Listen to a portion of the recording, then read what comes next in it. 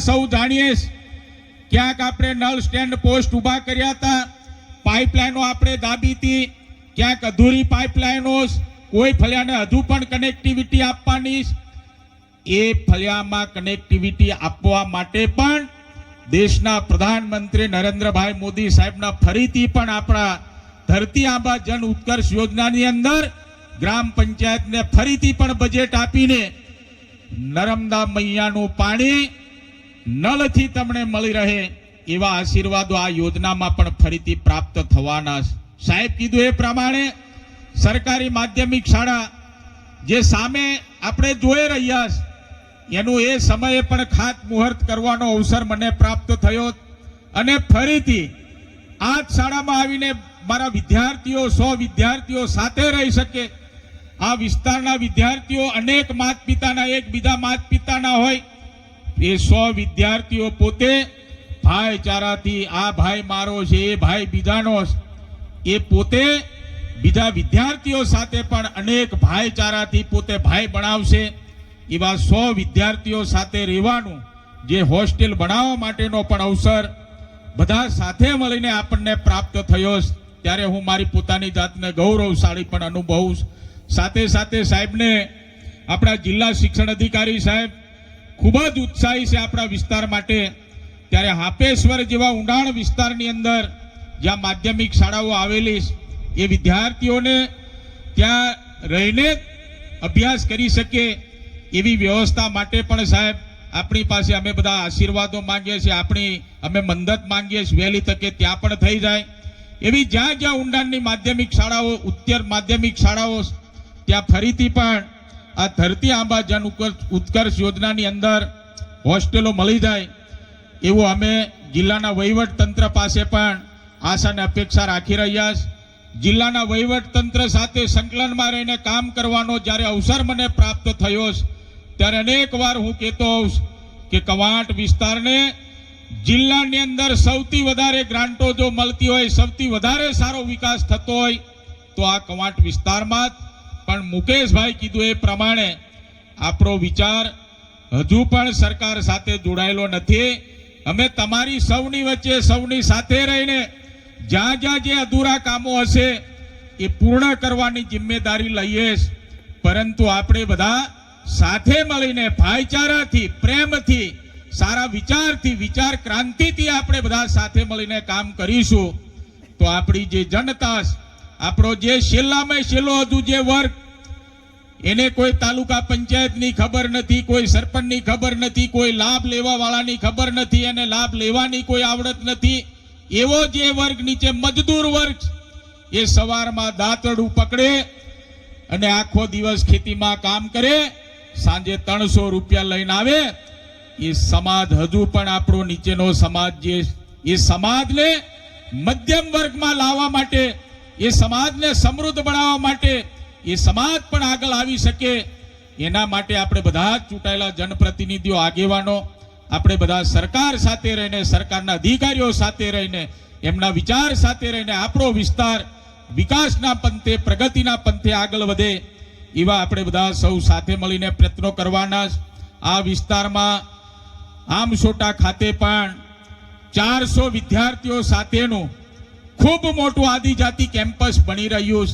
એ campus બન્યા પછી ત્યાં પણ આપણા વિદ્યાર્થીઓને મફતમાં રહેવા, અભ્યાસ કરવાની, પાઠ્ય પુસ્તકથી માંડીને તમામ પ્રકારની વ્યવસ્થા સાથે ત્યાં પણ શિક્ષણ પ્રાપ્ત થવાનું.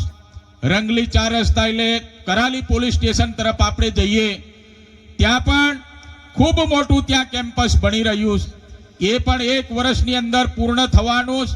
ત્યારે ત્યાં પણ આપણા આદિજાતિ વિદ્યાર્થીઓ 400 ઉપરની કેપેસિટી સાથે ત્યાં પણ વિદ્યાર્થીઓ અભ્યાસ કરવાના. ગોજારિયા આપણી પાસે કેમ્પસ, આવી માધ્યમિક શાળાઓ છે, ત્યાં હોસ્ટેલો બનવાની. તો આવા અનેક રાજ્ય સરકાર, કેન્દ્ર સરકારની યોજનાઓના કારણે આપણને જે સુવિધા મળે ત્યાં મને લાગે છે ત્યાં સુધી કવાંટ વિસ્તારના મારા બાળકો, પાવી જેતપુરના આદિજાતિ બાળકો, બધા જ બાળકો ત્યાં રહીને ભણી શકે એવા પ્રકારની સંપૂર્ણ વ્યવસ્થા સાથે જ્યારે દેશના પ્રધાનમંત્રી નરેન્દ્રભાઈ મોદી સાહેબના જ્યારે આપણને આશીર્વાદો પ્રાપ્ત થઈ રહ્યા ત્યારે સર્વ આગેવાનોને મારી એટલી જ વિનંતી કે ભૂતકાળમાં આપણે હતા, આપણા સમયની સરકારોને પણ આપણે જોઈશ, પરંતુ સરકારનો સારો વિચાર ન હોવાના કારણે એ શિક્ષણ વિભાગ હોય, આરોગ્ય વિભાગ હોય, માર્ગ મકાન વિભાગ હોય કે કોઈ અન્ય વિભાગો હોય, એમાં સારો વિચાર રાજ્યના મુખ્યમંત્રી કે જે તે પાર્ટીની સરકારનો સારો વિચાર ન હોવાના કારણે સૌથી પહેલા તો એ વાત છે કે બજેટમાં પૂર્ણ જોગવાઈ કરવામાં નહીં આવે, આદિવાસી વિસ્તાર માટેની ચિંતા નહીં કરવામાં આવે અને સારો વિચાર આદિવાસીઓ માટે ના હોય તો સાહેબ પહેલા તો બજેટમાં જોગવાઈ થતી નહોતી.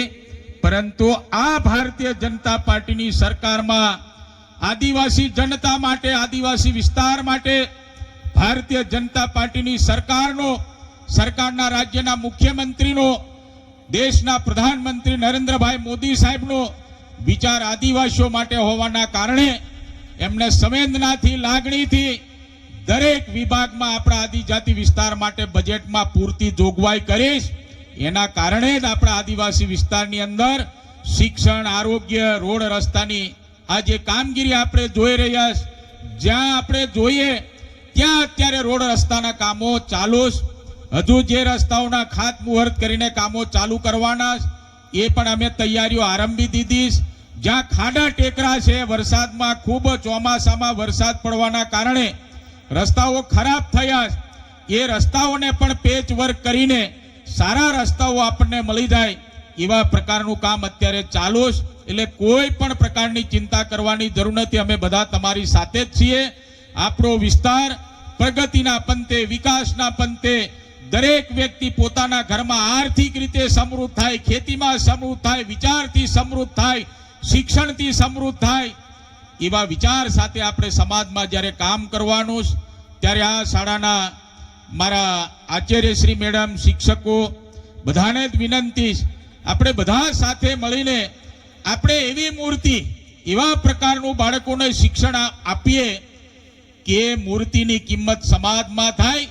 આપણે બનાવેલી મૂર્તિ, આપણા આશીર્વાદો દ્વારા તૈયાર થયેલી મૂર્તિ સમાજમાં પૂજનીય મૂર્તિ બને અને મૂર્તિના આશીર્વાદો દ્વારા અન્ય વિદ્યાર્થીઓ પણ આગળ વધે એવા આશીર્વાદો સાથે આપ પણ શિક્ષણ આપો, મારા સમાજને શિક્ષણ માટે સમૃદ્ધ બનાવો એવી આપણી પાસે પણ આશા અને અપેક્ષા રાખું. કારણ કે આપણે બધા સાથે મળીને ખભેથી ખભા મિલાવીને, ભાવથી ભાવ મિલાવીને જ્યારે કામ કરીશું તો જે દેશના પ્રધાનમંત્રી નરેન્દ્રભાઈ મોદી સાહેબનો જે સંકલ્પ કે 2047 સુધીમાં આપણો ભારત દેશ વિકસિત ભારત દેશ બને એવા પ્રકારનો એમનો જે સપનું છે, એમનો જે સંકલ્પ, એને સાર્થક કરવા માટે આપણે બધા સહયોગી બનીને કામ કરીએ. અને આ જે બોયઝ હોસ્ટેલના કાર્યક્રમમાં અહીંયા ખૂબ મોટી સંખ્યામાં આપ ઉપસ્થિત રહ્યા. શાળાના શિક્ષકોના દર્શન કરવાનો લાવો મળ્યો, એમને પણ મળવાનો અવસર પ્રાપ્ત થયો. અમારા જિલ્લા શિક્ષણ અધિકારી સાહેબ સાથે પણ મળવાનો અવસર પ્રાપ્ત થયો. સૌ બાળકોને પણ મળવાનો અવસર પ્રાપ્ત કરાવ્યો. અમારા સરપંચશ્રીને પણ મળ્યા. આ કાર્યક્રમ થકી સૌ મારી માતા, બહેનો, આગેવાનોનો દર્શન કરવાનો લહાવો પણ મને આ કાર્યક્રમ થકી મળ્યો. તે બદલ આયોજકોનો પણ આભાર માનું.